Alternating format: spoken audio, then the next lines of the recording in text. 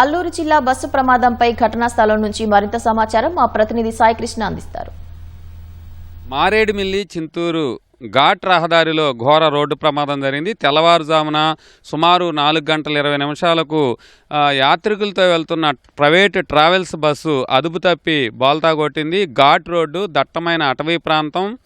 ఈ ప్రాంతంలో చిమ్మ చీకట్లో జరిగిన ప్రమాదంలో 9 మంది మృతి చెందారు. ప్రమాదం జరిగిన ప్రదేశం వద్ద మనం ఉన్నాము. ఇక్కడ రాజుగారి మెట్ట అంటారు ఈ ప్రాంతాన్ని. కింద కూడా పెద్ద గోడ ఉంటుంది.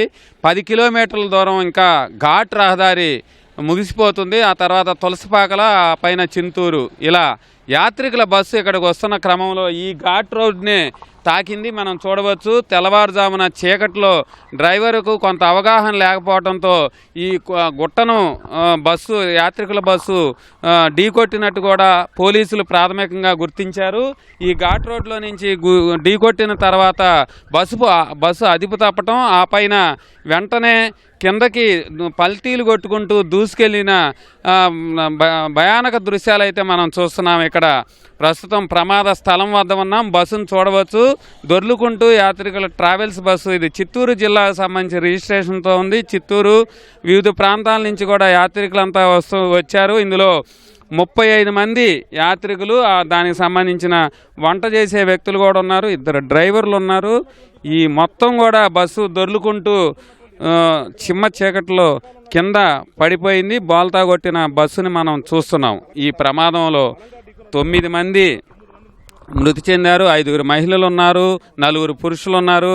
వీరంతా కూడా వివిధ ప్రాంతాలకు చెందిన యాత్రికులు. పర్యాటక ప్రాంతాలతో పాటు ఆధ్యాత్మిక కేంద్రాలు దర్శించుకుంటూ అరకులో నిన్నంతా కూడా గడిపినట్టు కూడా చెప్తున్నారు. భద్రాద్రి సీతారాముల వారి ఆలయానికి వెళ్తుండగా ఈ ప్రమాదం జరిగింది. 15-20 కిలోమీటర్లు ప్రయాణం చేస్తే చింతూరు చేరుకునేవారు. అక్కడి నుంచి ఒక 60 కిలోమీటర్ల దూరంలో భద్రాచలం వెళ్ళే అవకాశం ఉండేది. ఉదయం కల్లా స్వామివారిని దర్శించుకొని తిరిగి వారి గమ్యస్థానాలకు వెళ్లేందుకు కూడా వాళ్ళంతా కూడా ముందుగా ఒక ప్రణాళిక ప్రకారం యాత్ర అయితే కొనసాగించారు. 2 డ్రైవర్లు ఉన్నప్పటికీ కూడా ఈ ఘాటు చాలా దట్టమైన అటవీ ప్రాంతం, నేరో రహదారిగా ఉంటుంది. ఇరుకైన ప్రాంతాలు, మలుపులు, గుట్టలు ఉంటాయి. అయినా అవగాహన లేకపోవటం వల్లే ఆ కొండను ఢీకొట్టి బస్సు ఒక్కసారిగా వచ్చి అదుపు తప్పి పడిపోయింది. అయితే ఇంకా కొంత పెను ప్రమాదం అయితే కొంత తప్పిందనే చెప్పాలి. ఈ మొత్తం ఈ ఘాట్లో అంతవరకు ఆగిపోయి కింద రోడ్డును తాగి బస్సు ఆగిపోయింది. అదే లోయల్లో పడినట్టయితే ఇంకాస్త ప్రమాద తీవ్రత అధికంగా ఉండేదని కూడా పోలీసులు అయితే గుర్తించారు. చింతూరు పరిధిలోతో పాటు అటు రంపచోడవరం, మారేడుమిల్లి అన్ని ప్రాంతాల నుంచి కూడా పోలీసులు హుటాహుటిన ఘటనా స్థలానికి చేరుకొని సహాయ చర్యలు ముమ్మరంగా చేపట్టారు. వైద్య సిబ్బంది వచ్చారు. చింతూరు ఏరియా ప్రభుత్వ ఆసుపత్రికి క్షతగాత్రులను తరలించారు. ఒక్కళ్ళ పరిస్థితి మాత్రం కొంత విషమంగా ఉండటంతో క్షతగాత్రుని భద్రాచలం కూడా తరలించినట్టు పోలీసులు చెప్పారు. ప్రస్తుతం అయితే చింతూరు ఏరియా ప్రభుత్వ ఆసుపత్రిలో క్షతగాత్రులు చికిత్స పొందుతున్న పరిస్థితి ఉంది. ఇది ఇక్కడ ఈ బస్సు ప్రమాద దృశ్యాలు. మారేడుమిల్లి చింతూరు రహదారిలో తరచుగా కూడా ప్రమాదాలు జరుగుతుంటాయి. ఈ మధ్య అయితే పోలీసులు కొంత అవగాహన కల్పించడం, రహదారిలో కట్టుదిట్టమైన నియంత్రణ చర్యలు చేపట్టడంతో ప్రమాదాలు అయితే తప్పాయి.